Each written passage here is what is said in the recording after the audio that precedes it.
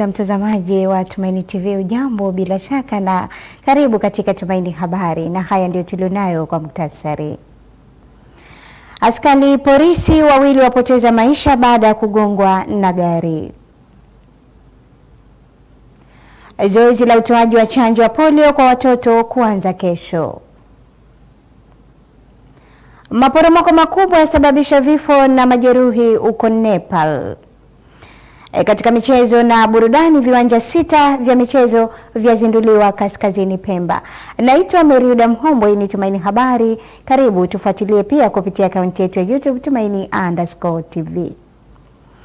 Wakati zoezi la utoaji wa chanjo ya polio likitarajiwa kuanza kesho Agosti 27 kwenye baadhi ya mikoa hapa nchini, wananchi wilayani Kiteto wametakiwa kujitokeza kwa wingi kuhakikisha watoto wenye umri chini ya miaka 10 wanapata chanjo ya matone dhidi ya polio ili kuwakinga dhidi ya ugonjwa huo na madhara yanayoweza kujitokeza. Tupate taarifa zaidi. Akizungumza ofisini kwake mara baada ya kukutana na kamati ya maandalizi kutoka Wizara ya Afya, Ofisi ya Waziri Mkuu TAMISEMI mkoa wa Manyara, mkuu wa mkoa wa wilaya ya Kiteto Remidius Mwema amewataka wazazi na walezi kuchangamkia kampeni hiyo ili kuhakikisha hakuna mtoto anayekosa chanjo hiyo. Amesema mtoto asipopata chanjo ya polio anaweza kupata ugonjwa huo ambao unaweza kusababisha ulemavu wa kudumu. Hivyo ni muhimu wazazi na walezi kuchukua hatua mapema sana. Kwa namna kipekee kualika wananchi wote wa wilaya ya Kiteto kushiriki kikamilifu kwa tukio hili la kitaifa, hasa kwenye uzinduzi ambao unafanyika tarehe 27 katika viwanja vya mpira wa miguu Kibaya Kiteto. Kuanzia asubuhi saa 1:30 mpaka saa 2 wananchi wataanza kuingia kwenye viwanja hivyo, na tumefanya hamasa ya kutosha kwa makundi yote tukieleza umuhimu wa chanjo hiyo. Kampeni hiyo inaanza tarehe 27 hadi 30 Agosti 2026 katika mikoa 8 ya Arusha, Dar es Salaam, Dodoma, Kilimanjaro, Manyara, Mara, Pwani na Tanga. Uzinduzi wa kimataifa ya kampeni hiyo utafanyika tarehe 27 Agosti 2026 wilayani Kiteto, mkoani Manyara, huku Mwema akiwataka wananchi kuitikia kampeni hiyo kwa kuwapelekea watoto wao kwenye maeneo yaliyotengwa kwa ajili ya utoaji wa chanjo, na mgeni rasmi ni mkuu wa mkoa wa Manyara Queen Sendiga. Kauli mbiu ya kampeni hiyo ni tuwalinde watoto wetu dhidi ya polio. Kila mzazi na mlezi ana wajibu wa kuhakikisha mtoto wake anapata chanjo hiyo. Taarifa inanipeleka Tanga, ambapo serikali kupitia Wizara ya Afya imewataka wataalamu wa sekta hiyo katika mkoa wa Tanga kufanya ufuatiliaji wa karibu wa magonjwa yanayozuilika kwa chanjo, hususan ya watoto, ikiwemo ugonjwa wa polio, ili kuwakinga na maambukizi pamoja na kutoleta athari kwenye jamii. Dominic Maro na taarifa zaidi. Amebainisha hayo afisa afya kutoka Wizara ya Afya Bonaventura Nestori wakati akitoa taarifa kwenye kikao cha kujadili namna ya utekelezaji wa kampeni ya chanjo ya ugonjwa wa polio kwa watoto wenye umri wa miaka 10 kushuka chini, ambapo kampeni hiyo ya utoaji wa chanjo itatolewa kwa awamu 2. Awamu ya kwanza itaanza tarehe 27 mpaka tarehe 30 mwezi wa 8 na awamu ya pili itafanyika mwezi wa 9. Pamoja na wataalamu ambao wako katika mkoa huu kuweza kufanya ufuatiliaji wa karibu wa magonjwa yanayozuiwa kwa chanjo, kama vile wanafanya jitihada hizo katika maeneo mbalimbali. Kuna ugonjwa wa polio tunafanyia ufuatiliaji, lakini kuna ugonjwa wa pepopunda kwa watoto, lakini pia tuna ugonjwa wa surua na rubela ambayo wizara kama amu ya serikali inafanyia ufuatiliaji. Tuendelee kufanya ufuatiliaji wa viwango vya uchanjaji kama mkoa na halmashauri, ili tuweze kujua kama tunafikia malengo ya uchanjaji ama hapana, na kuendelea kuweka mikakati, kuendeleza ile mikakati yetu ya kuchanja watoto wale ambao kuwatafuta na kuwachanja watoto ambao hawapati huduma kwa wakati. Mifumo iliyopo kwenye nchi yetu tuendelee kufanya pia kutafuta wale ambao wamechelewa, ili mwisho wa siku jamii nzima ya mkoa wa Tanga na Tanzania kwa ujumla tuweze kufikia viwango vile ambavyo vinatakiwa kuweza kudhibiti magonjwa haya yanayozuiwa kwa chanjo. Na hapa mkuu wa mkoa wa Tanga Balozi Dr. Batida Briani amesema watoto wenye umri chini ya miaka 10 takribani 828,210 wanatarajiwa kupata chanjo hiyo huku akitoa wito kwa viongozi namna ya kushiriki kuelimisha jamii juu ya umuhimu wa chanjo hiyo. Usiruhusu sababu yoyote ya visingizio vya kushindwa kufika malengo, kwa sababu ni swala ambalo lina kibali chote na linatakiwa lifanikiwe. Wilaya ambayo itaingia kwenye 10 bora au kuongoza kitaifa kwenye awamu zote za zoezi hili, kuna jambo litafanyika. Sitalitaja sasa, ni surprise. Viongozi wa dini na viongozi wa mila, naomba sana tutumie mimbari, majukwaa kuelimisha waumini wetu kuhusu usalama na faida ya chanjo hii. Tutokomezeni hofu na propaganda potofu, na tusisitize kuwa kulinda afya ya mtoto ni wajibu wa malezi, lakini vile vile ni amri kutoka kwa Mwenyezi Mungu. Inatajwa kesi ya ugonjwa wa polio hapa nchini iliripotiwa kwa mara ya mwisho mwezi Julai mwaka 1996. Nikiripoti kutoka Tanga, ni mimi Dominic Maro, Tumaini Habari. Asante Dominic Maro kutoka Tanga. Tukisalia kwenye sekta ya afya, mkuu wa wilaya Moshi Godfrey Mzava amewataka wazazi na walezi mkoani Kilimanjaro kuhakikisha wanawapeleka watoto wao kupatiwa chanjo ya polio, akisema kuwa kinga hiyo ni hatua muhimu sana katika kuwalinda dhidi ya ugonjwa huo unaweza kusababisha ulemavu wa kudumu. Taarifa yake Rehema Abraham inasomwa studioni. Kauli hiyo ameitoa wakati akizungumza na wadau mbalimbali wa sekta ya afya wa wilaya pamoja na viongozi wa dini, ambapo amesema kuwa manispaa ya Moshi inatarajia kuchanja zaidi ya watoto 53,000 wakati halmashauri ya wilaya ya Moshi vijijini inalenga kuwafikia zaidi ya watoto 100,000. 53,250. Halmashauri ya wilaya ya Moshi kule 136,700. Na zoezi lenyewe tunalo la siku 4. Kwa maana yake tuna kazi kubwa ya kufanya, ya kuhamasisha ili watoto hawa waweze kupata, kama nilivyoeleza pale awali, haki yao ya msingi ya kupata chanjo. Chanjo ni kinga. Chanjo ni kinga. Kwa lazima sisi ambao tunachukua dhamana kwa niaba ya watoto hawa tutimize wajibu wetu kuhakikisha watoto hawa wanapata kinga hiyo kwa ajili ya kuepuka ugonjwa wa polio.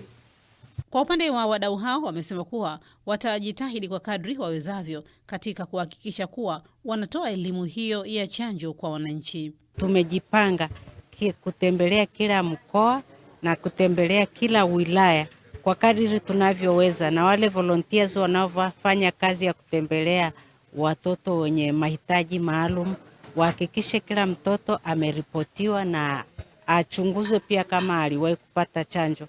Wale ambao hawajapata chanjo wahamasishwe, wazazi wote na bibi zao na wale wote wanaowatunza wahakikishe pia watoto wamefikishwa kwenye vituo vya chanjo kwa wakati. Zisambaza na uhakika leo kwenye swala ya Ijumaa tangazo litapita.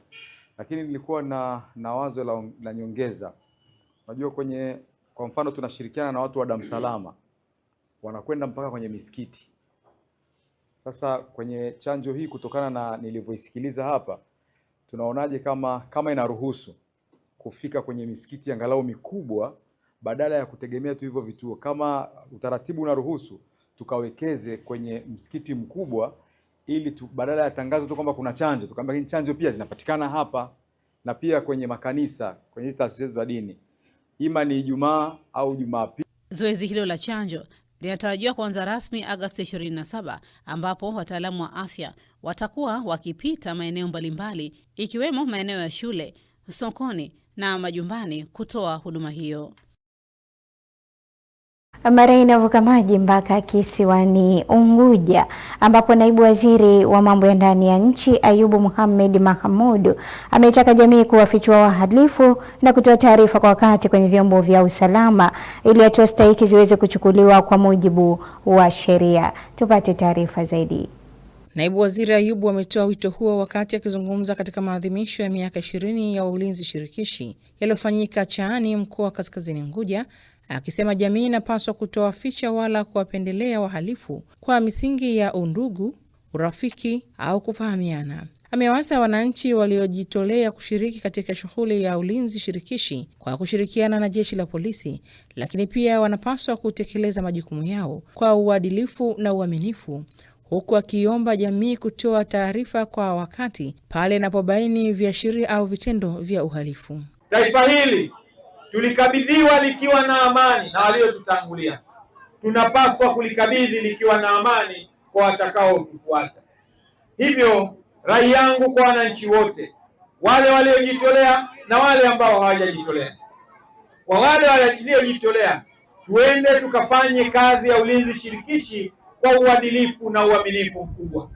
Kwa upande wake, kaimu kamanda mkoa wa Kaskazini Unguja ACP Musa Ali Musa amesema polisi jamii imekuwa miongoni mwa nguzo muhimu za maboresho ndani ya jeshi hilo na imechangia kuimarisha uhusiano na ushirikiano kati ya jeshi la polisi na wananchi. Amesema kupitia mfumo huo, pengo lililokuwepo kati ya wananchi na polisi limeendelea kupungua, huku wananchi wakipata uelewa mkubwa kuhusu nafasi na umuhimu wa kushirikiana na vyombo vya usalama katika kudumisha amani na usalama. Kwa upande wake, kaimu kamanda mkoa wa Kaskazini Unguja ACP Musa Ali Musa amesema polisi jamii imekuwa miongoni mwa nguzo muhimu za maboresho ndani ya jeshi hilo na imechangia kuimarisha uhusiano na ushirikiano kati ya jeshi la polisi na wananchi.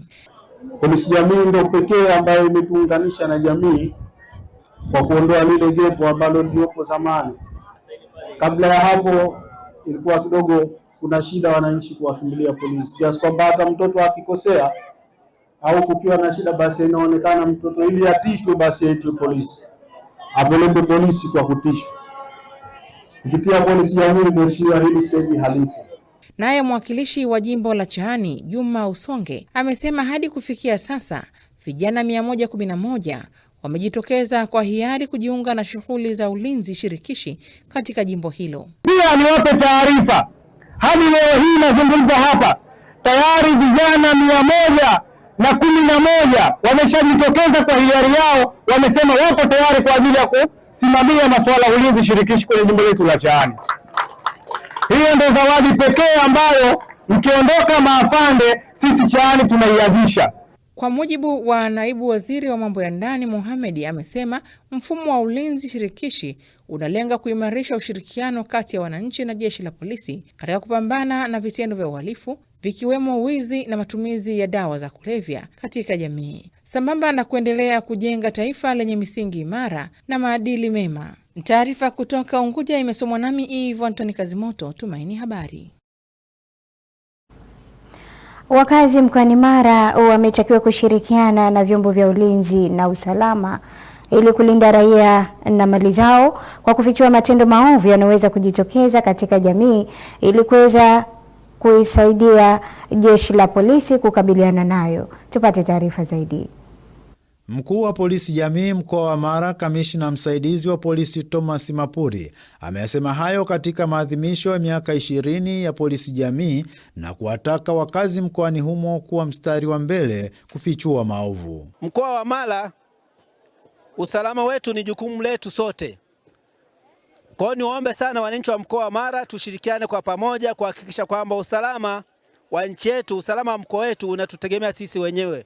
Kwa hiyo tushirikiane kwa pamoja kuhakikisha kwamba mkoa wetu unazidi kuwa na amani na usalama, kwa maana kwamba tudumishe mshikamano, upendo na umoja. Mkuu wa operesheni za jeshi la polisi wilaya Musoma, mrakibu wa polisi Magengeri Ntinginya, akaeleza umuhimu wa ulinzi wa watu na mali zao. Anasema ushirikiano wa wananchi una umuhimu mkubwa kutokomeza vitendo viovu. Tupo kwa ajili ya kuelimisha na kuwa sehemu ya jamii ili tushirikiane kuweka nchi yetu katika hali ya amani. Hakuna sababu ya kuogopana tena, hakuna sababu ya kutishana tena, hakuna sababu ya kujengeana hofu. Tunashirikiana kwa pamoja ili kuleta amani, kuwa watu wa moja, kuleta maendeleo ya nchi yetu. Awi!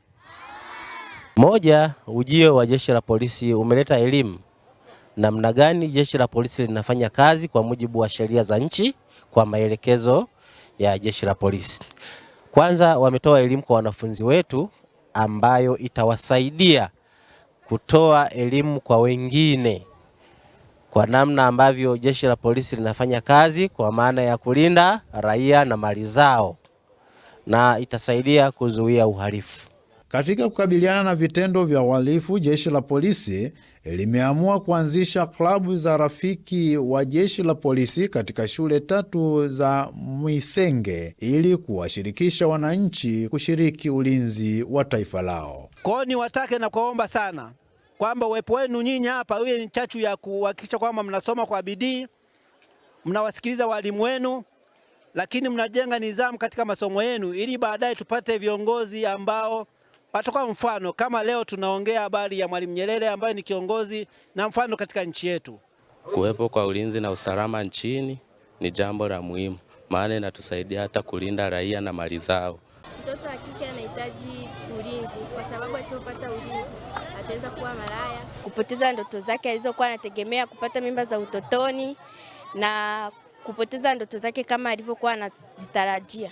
Jeshi la polisi mkoa wa Mara limeendelea kukutana na makundi mbalimbali ya kijamii ili kufikisha elimu ya polisi jamii, ikiwa ni miaka 20 tokea kuanzishwa kwake. Miili ya askari polisi wawili waliofariki dunia wakiwa kazini baada ya kugongwa na gari aina ya Noah jana Agosti 25 imeagwa jioni Agosti 26 hospitali ya rufaa ya mkoa wa Pwani Tumbi mkoani Pwani. Askari hao walifariki baada ya gari hiyo iliyokuwa ikipita magari mengine yaliyokuwa yamesimama eneo la kuvukia yani zebra na kwenda kuwagonga askari hao wakiwa wanavuka eneo hilo lililopo mahili moja ya Kibaha. Askari hao waliofariki ni Isdori Michael na Rehema Magawa ambao wameagwa jioni hii Agosti 26 kuelekea mkoa wa Rukwa na Tanga. Wakizungumza wakati wa kuaga miili hiyo, kamanda wa polisi mkoa wa Pwani Salim Morkas pamoja na afisa mnadhimu namba 1 Kennedy Mugani wanaeleza.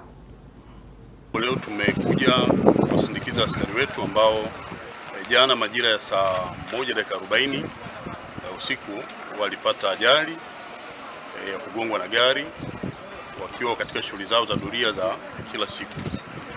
Wakati wanavuka kwenye eneo la zebra ili kuwafuata wenzao waungane waendelee kwenye eneo la kufanyia doria, basi gari aina ya Noah rangi nyeusi ikiwa inatoka Dar es Salaam kuelekea Mlandizi ili overtake magari mengine na hatimaye kwenda kuwagonga askari hao. Askari hao ni Isdori ambaye yeye aligongwa na hali yake ilikuwa mbaya kuanzia pale eneo la tukio, lakini wa pili ni Rehma ambaye yeye alipata majeraha, alivunjika mguu wa kulia pamoja na majeraha ya kichwa. Tulifanya jitihada kuwakimbiza hapo hospitali na walipata matibabu, hasa Rehema ambaye alikaa kwa muda mrefu lakini alikuwa na hali sio nzuri kwenye wodi ya watu mahututi, lakini mpaka asubuhi ya leo akawa amefariki dunia. Lakini Zori yeye alifariki mara baada ya kugonga. Kwa daktari alikuja hapa akathibitisha kwamba Zori alifariki dunia. Kwa hiyo sasa hivi tuko kwenye harakati za kusafirisha miili ya marehemu ambapo Isdori anaelekea Sumbawanga ambapo ndio makazi yake na ndio nyumbani kwao, na Rehema huyu anasafirishwa kuelekea Korogwe mkoani Tanga. Wito wangu kwa madereva kama tunavyosema kila siku, utiwe sheria bila shuruti. Sheria za usalama barabarani lazima uzitii pamoja na alama na michoro hiyo. Kitendo cha overtake kwenye zebra ni kosa kubwa kwa mujibu wa sheria za usalama. Lakini tunachoshukuru ni kwamba tumepata ushirikiano usiku ule tumetafuta gari hiyo na hatimaye dereva yuko mahabusu akisubiria taratibu za kisheria. Faraja wa ndugu na jamaa na marafiki katika kipindi kizito ambacho wako nacho. Mwenyezi Mungu aendelee kuwasimamia na kuwabariki hata ambapo tutaanza safari. Wanaokwenda safari kutoka hapa kwenda Korogwe Tanga na Sumbawanga Rukwa, tutazidi kuwaombea na kwa ujumla tuwaombee wafike salama kwenye kuwapumzisha wateja. Nawashukuru madaktari wa hospitali yetu ya rufaa ya Tumbi, walikuwa na sisi mwanzo mpaka mwisho katika kupigania kuokoa uhai wa wenzetu hao ambao walipata ajali. Wapumzike kwa amani. Amina. Taarifa inanipeleka Sudani Kusini ambapo mapigano yalipozuka karibu na mpaka wa Uganda na Sudani Kusini. Familia zilikimbia nyumba zao wakiwa na nguo walizokuwa wamevaa tu. Wengine waliacha mashamba yao, mali zao, na katika baadhi ya matukio walitengana na watoto wao. Tupate simulizi zaidi. Sudani Kusini ni mojawapo ya nchi yenye idadi ndogo ya watu, lakini pia nchi changa zaidi duniani. Imeathiriwa kwa kiasi kikubwa na migogoro, lakini inapambwa na juhudi za kujenga amani. Hivi karibuni wananchi wa nchi hiyo walikumbwa na mapigano yaliyotokea mpaka wa Uganda na Sudani Kusini. Mapigano hayo yaliwaacha raia wa nchi hiyo wasijue la kufanya zaidi ya kukimbia na kuacha mali zao. Walikimbia peke yao na walikuja kutambua baada ya siku 2 au baada ya siku 3, ama wako upande wa pili au kijiji kingine, ndio unapata watoto wako na kuwaleta mahali ulipo. Kanisa la Kiaskofu Liwolo lilifungua milango yake kwa familia zilizokimbia mapigano, lakini kanisa liliweza kutoa msaada mdogo tu. Familia zikapokea chakula, blanketi na malazi, lakini vifaa bado havitoshi. Msalaba Mwekundu wa kimataifa ulitusaidia kwa kilo 30 za nafaka, kilo 10 za maharage na lita 5 za mafuta. Blanketi na hema moja pekee ndiyo shirika pekee la kimataifa kutusaidia, lakini uwiano wa chakula hautoshi. Doria ya ujumbe wa Umoja wa Mataifa nchini Sudani Kusini, UNMISS, ulifika kwa siku 3 kutoka Juba hadi Sokare ili kutathmini hali ya usalama na kusikia moja kwa moja kutoka kwa familia zilizokimbia makazi yao kuhusu mahitaji ya dharura.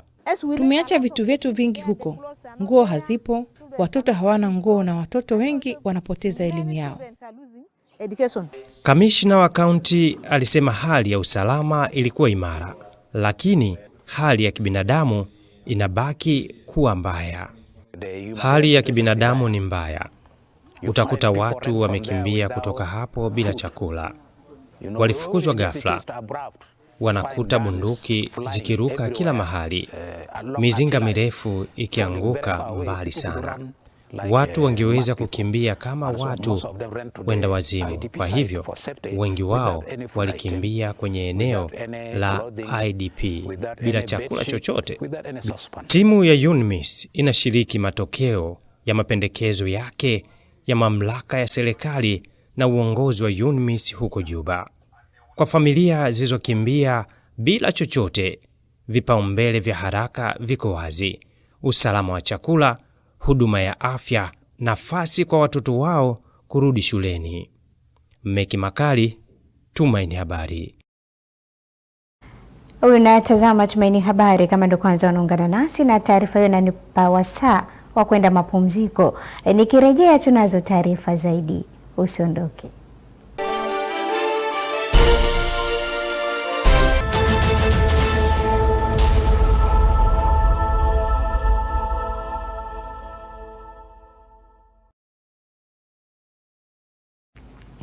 Karibu, hii ni Tumaini Habari. Tunasonga mbele na taarifa mbalimbali ambazo tumekuandalia. Wakati unaelekea Geita katika kuhakikisha wananchi wa Geita mjini wanapata maendeleo na kujenga uchumi imara, ni miongoni mwa vipaumbele vya mbunge wa jimbo hilo, Mhandisi Chacha Wambura, ambaye amesema ataendelea kusimamia kwa karibu changamoto na fursa zinazowahusu wananchi wake.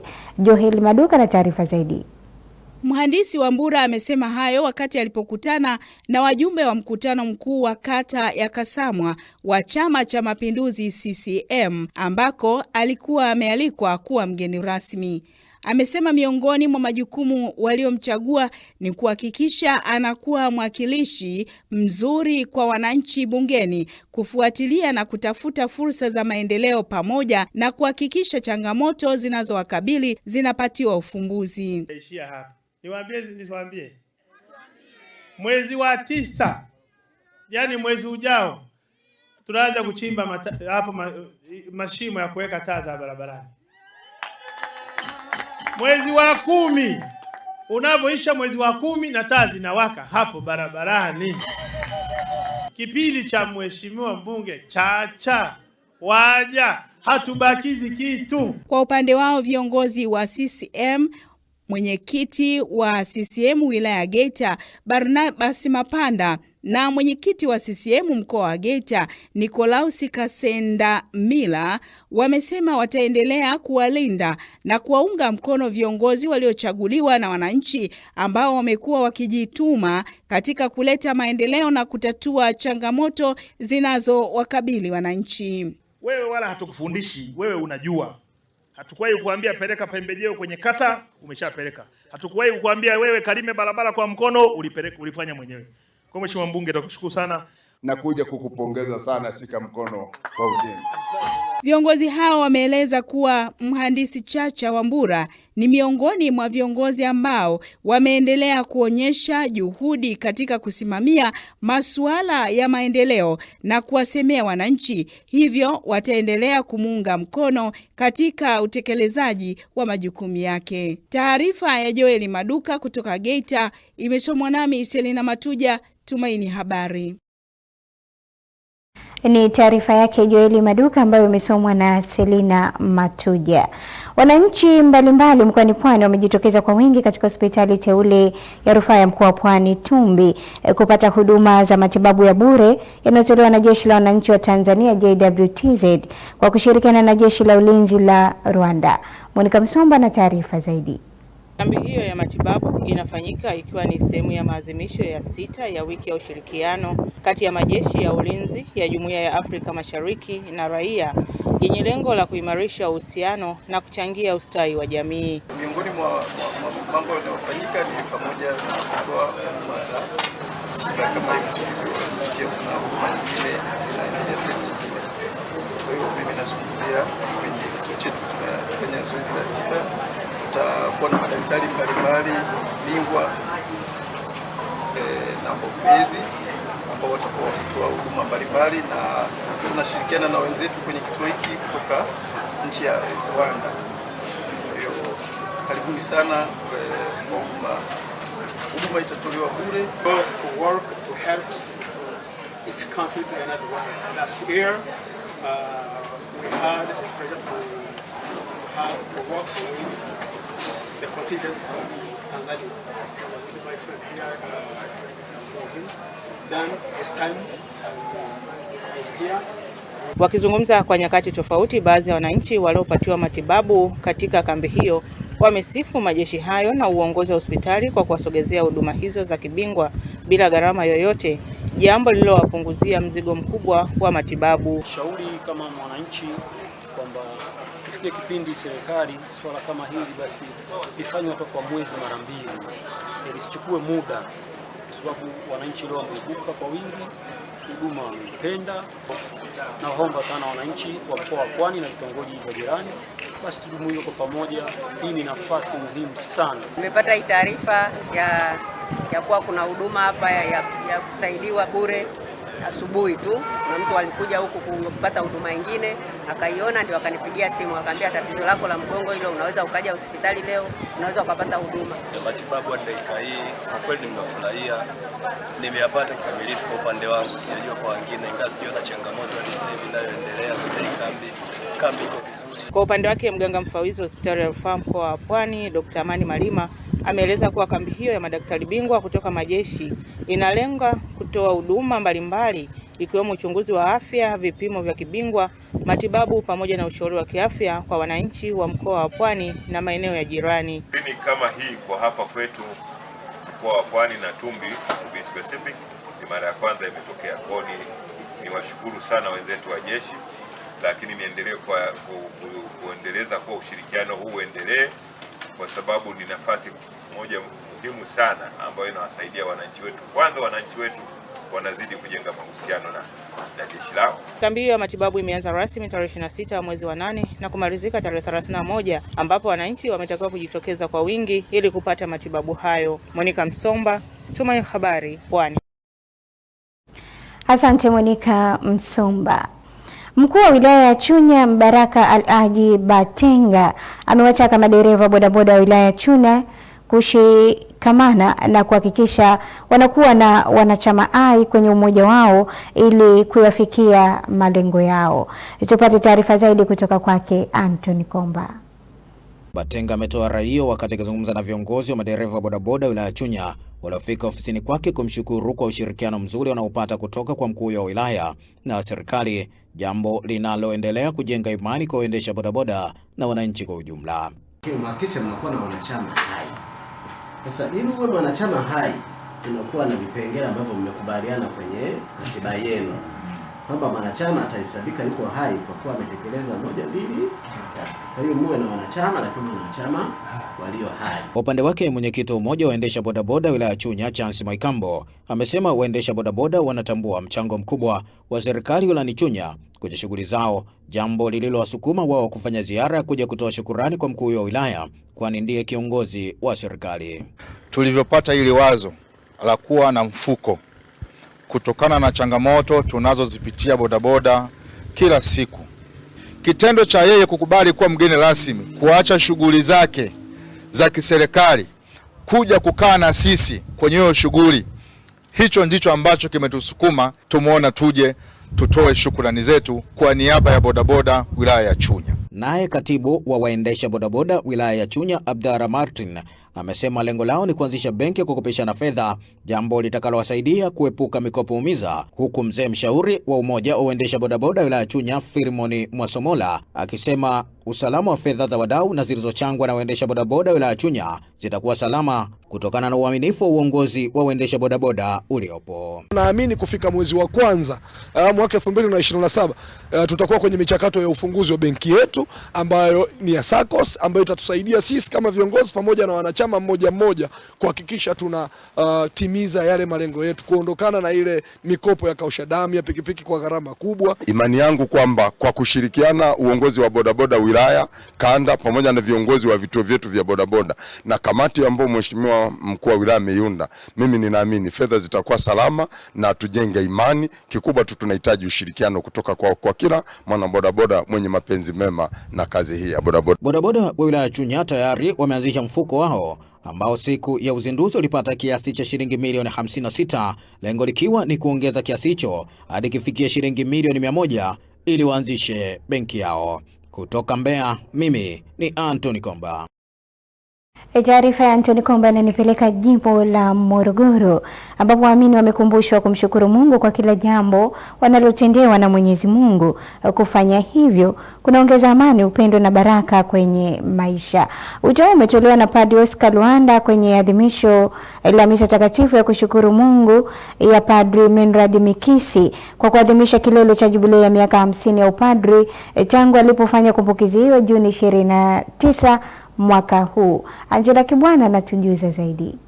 Akihubiri katika misa takatifu kwenye maadhimisho hayo, Padri Oscar Luanda amesema kuna kila sababu ya kumshukuru Mwenyezi Mungu kwa zawadi ya wito kwa Padri Mikisi kama tunda la kanisa, mwalimu, mchungaji, kiongozi na baba katika taifa la Mungu.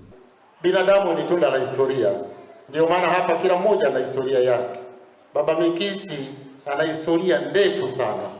Na hili naomba niwaambie, tangu nikiwa seminari ndogo ya Mtakatifu Petro hapo Morogoro, nikiwa mseminari mdogo kabisa, tayari alikuwa mkurugenzi wa miito, na ndiye yeye aliyetupokea, ndiye yeye aliyetulea mpaka hapa tulipofikia. Ndugu zangu, moyo usiokuwa na shukrani ukawisha mema mengi. Lakini kwa kuwa binadamu ni tunda la historia, katika historia kuna mambo mazuri, lakini pia kuna mambo mabaya. Leo tunapompongeza na kumshangilia Baba Mikisi kwa ushindi mkubwa, kwa matumaini makubwa, kwa ujasiri mkubwa, kwa ushujaa mkubwa, na sisi katika maisha yetu changamoto hazikosekani. Upande wake, Padri Menrad Mikisi amesema kuwa katika uchungaji kuna mambo mengi ya kujifunza kutoka kwa mapadri na waamini kwa ujumla, huku akiahidi kuendelea kuwaombea waamini katika sala zake. Hatuwezi kuwashukuru inavyopasa, lakini Mungu anajua awarudishie namna gani. Kwa hiyo nitakumbuka katika sala zangu, nitakumbuka vile vile katika matoleo ya adhimu ya misa, nikitambua kwamba bila kondoo huwezi kuchunga, na katika kuchunga basi kuna mambo mengi ambayo unajifunza. Nimejifunza mengi katika shughuli hiyo, na hiyo ndio nikawaambia wengine kuna mengine mengi sana nimejifunza kutoka kwa waumini. Padri Mikisi wa Jimbo Katoliki la Morogoro alijiunga na seminari ndogo ya Mtakatifu Petro jimboni humo kunako mwaka 1963. Baada ya kukamilisha majiundo yake ya malezi, akapewa daraja takatifu ya upadri Juni 29 mwaka 1976 katika parokia Mtakatifu Lambert Bunduki jimboni Morogoro.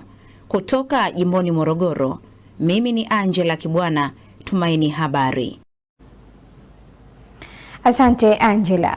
Mafuriko makubwa ya ghafla yametokea nchini Nepal na kuwa watu wasiopungua 8 huku mto Trishul ukifurika katika wilaya ya Himalaya karibu na mpaka. Video zilizosambazwa kwenye mitandao ya kijamii zikionyesha mafuriko ya maji yenye matope yakianguka kupitia vijiji vya milimani na kuharibu nyumba. Waziri Mkuu Balendra Shah ameitisha mkutano wa dharura huku mamlaka zikitathmini uharibifu huo. Wakati huo katika eneo la karibu la Tibet, mamlaka za mitaa zinazohofia majeruhi makubwa baada ya maporomoko ya matope kugonga kivuko cha ardhi, huku baadhi ya watu wakiripotiwa kupotea. Maporomoko ya matope yaliyotokea leo Jumatano asubuhi yamesababisha vifo na kupotea kwa upande wa pili wa mpaka huko Tibet. Shirika la habari la serikali la Xinhua limeripoti. Rais wa China Xi Jinping ameamuru kuandaa rasilimali zote zinazohitajika ili kuokoa majeraha na kupunguza vifo baada ya janga hili lililotokea karibu saa 4:30 asubuhi katika kituo cha mpaka cha Jinrong. Mamlaka za vyombo vya habari vya serikali bado hawajatoa idadi yoyote sahihi ya vifo. Eneo hilo mara kwa mara hukumbwa na maporomoko ya ardhi na mafuriko wakati wa msimu wa mvua. Grace Kuni, Tumaini Habari. Taarifa inanipeleka makao makuu ya Kanisa Katoliki mjini Vatican. Katika hadhira kuu ya Jumatano, Papa Leo wa 14 anatafakari uamuzi wa mababa wa Baraza la Pili la Vatican wa kuhamasisha mageuzi ya liturujia huku akizingatia katiba ya mwaka 1963 kuhusu liturujia takatifu, Sacrosanctum Concilium. Wakati wa hadhira kuu ya Jumatano katika Kanisa Kuu la Mtakatifu Petro mnamo Agosti 26, Papa Leo wa 14 alisisitiza umuhimu wa mageuzi ya liturujia yaliyoelekezwa na Baraza la Pili la Vatican, ambalo liliwahimiza waamini kushiriki kikamilifu zaidi katika liturujia na kuingia katika uhusiano wa kina na Mungu. Papa Leo aliendelea na mfululizo wake wa tafakari kuhusu nyaraka za Mtaguso wa Pili wa Vatican na kutoa katekesi yake ya mwisho kuhusu katiba ya mwaka 1963 kuhusu liturujia takatifu, Sacrosanctum Concilium. Sacrosanctum Concilium ilikuwa maandishi ya kwanza kutangazwa katika Mtaguso wa Pili wa Vatican na kuleta mabadiliko muhimu katika liturujia kama vile kuruhusu kuadhimishwa katika lugha za kawaida na kuhimiza ushiriki hai zaidi wa waamini. Kwa mujibu wa kiongozi huyo, mageuzi hayakuja kwa ghafla, bali ilikuwa ni dhahiri katika vitendo na hati zilizochapishwa na mapapa waliofuata tangu mwanzo wa karne ya 20. Alitoa mfano wa katiba ya kitume ya Papa Pius wa 11 ya mwaka 1928, Divini Cultus, chaguo la Pius wa 12 la kupanga upya nyaraka za ibada za Juma Takatifu, au Motu Proprio Rubricarum Instructum ya Mtakatifu Yohani wa 23 ya mwaka 1960. Papa pia alisisitiza kwamba Sacrosanctum Concilium inasisitiza huduma za kiliturujia si shughuli za binafsi, bali ni sherehe za kanisa ambazo ni sakramenti ya umoja, yaani watu watakatifu walioungana na kupangwa chini ya maaskofu wao. Aidha, Papa Leo alisema ni wajibu wa msingi wa wachungaji na maaskofu, lakini pia kwa kila kasisi, ili kulinda na kukuza liturujia huku ikiheshimu kanuni za liturujia, hivyo kudhihirisha kanisa moja takatifu, Katoliki na la kitume. Sister Salvina Makonde, Tumaini Habari. Taarifa kutoka Vatican inanipasa kwenda mapumziko, ni kirejea ni wasaa wa habari za biashara na uchumi.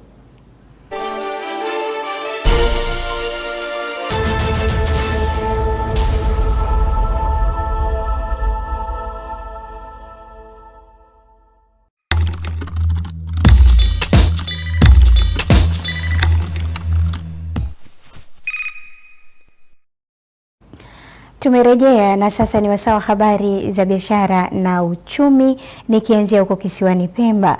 Vijana wa kikundi cha nguvu kazi kilichopo Tumbe, wilaya ya Micheweni, mkoa wa Kaskazini Pemba, wametakiwa kutumia ipasavyo mtandao wa kijamii kutafuta masoko na fursa za kukuza biashara zao, kwa kuwa teknolojia hiyo inaweza kuwa chachu ya mabadiliko katika shughuli zao za kiuchumi. Taarifa yake Masanja Mabule inasomwa studioni.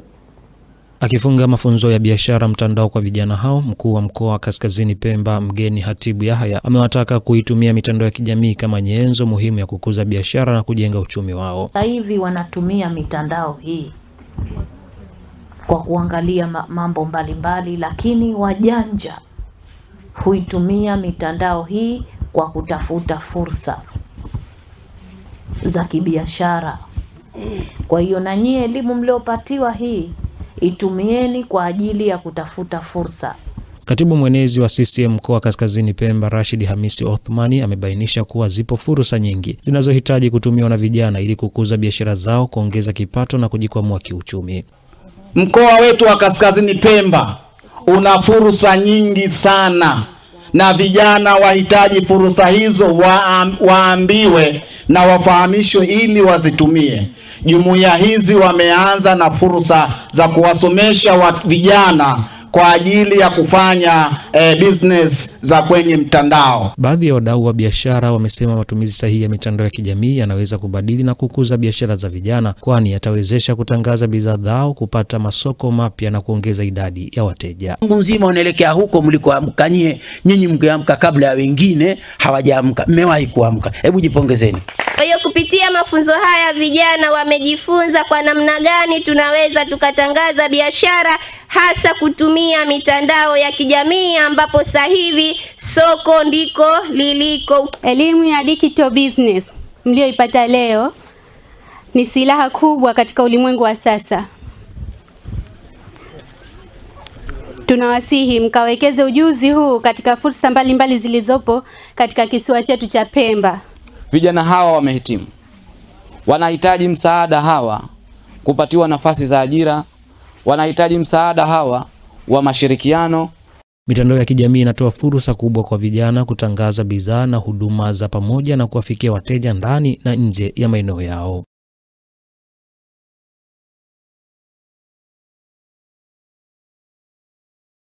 Na mara hii tupate taarifa ya ubadilishwaji wa fedha za kigeni dhidi ya shilingi ya Tanzania kutoka Beauty.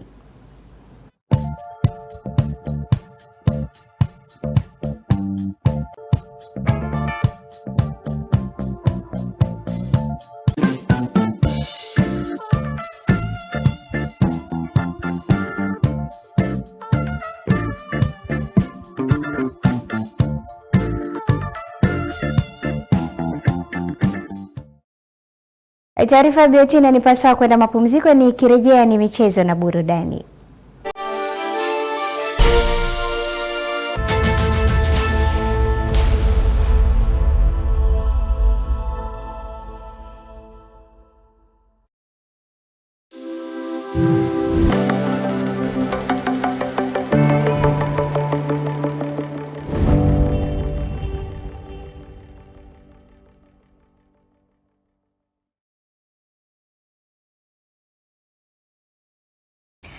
Ni wasaa wa viwanjani, michezo na burudani. Nicholas Kiloko yupo hapa kutujuza zaidi. Karibu. Naam, shukrani sana. Kwenye habari za michezo yako mengi, kwa kuanzia tuanzie pale Pemba ambako mkuu wa mkoa wa Kaskazini Pemba Mgeni Hatibu Yahya amezindua viwanja 6 vya michezo vya aina mbalimbali katika mkoa huo, ambavyo baadhi vimejengwa lakini upya, lakini vile vile kuna baadhi ambavyo vifanywa marekebisho, ambapo ujenzi wake umegharimu takribani milioni 833. Akizindua viwanja hivyo, mkuu wa mkoa amesisitiza kwamba viwanja hivyo vitumike ipasavyo kwa ajili ya kukuza vipaji vya vijana katika michezo na si vinginevyo. Eneo haya niendelee kuambia vijana, tutakuja kwenye kucheza, sio jambo jingine.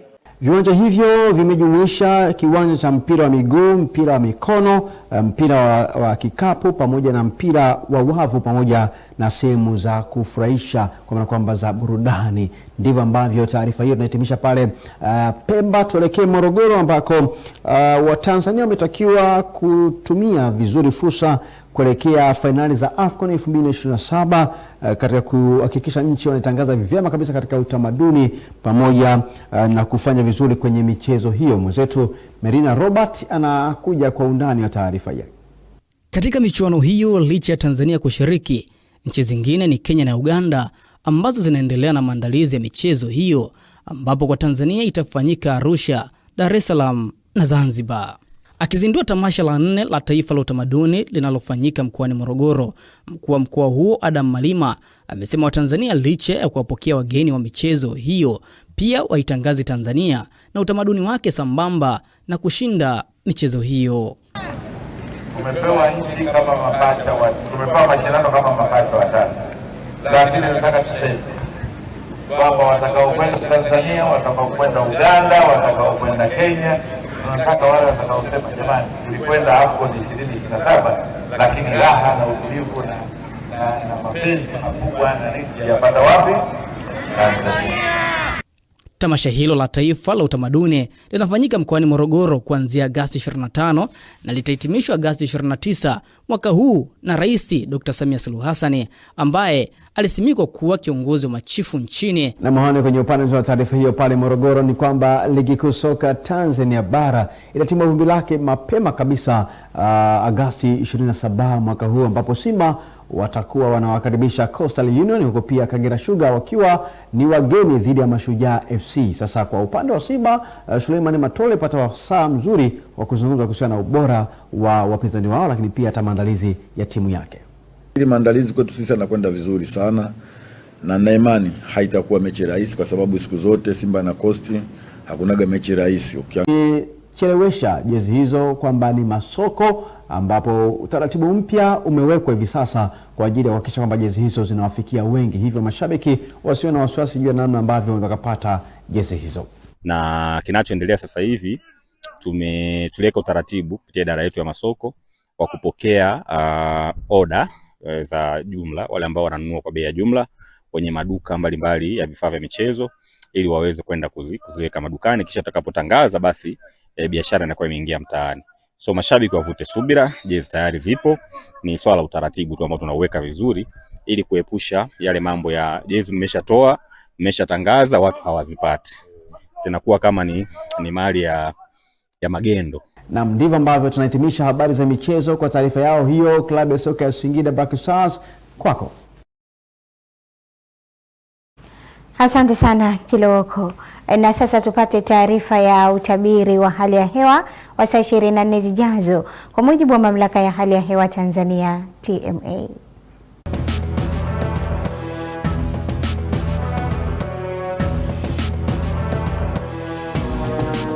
Karibu ungane nami tunapenda kuangazia kwa kina taarifa hii ya hali ya hewa.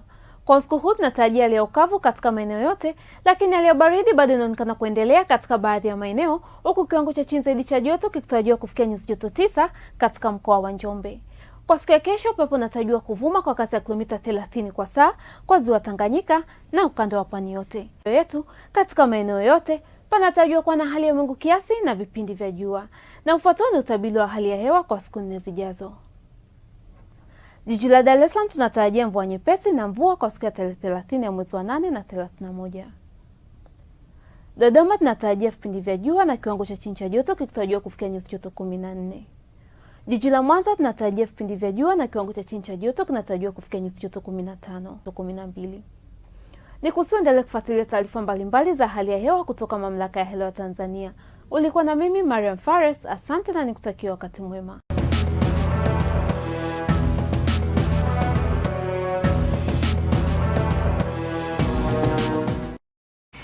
Taarifa ya TMA inatamatisha Tumaini Habari. Shukrani kwa dawati la habari na wote waliohusika kuandaa taarifa hii. Naitwa Meriuda Mhombwe. Asante, usiku mwema.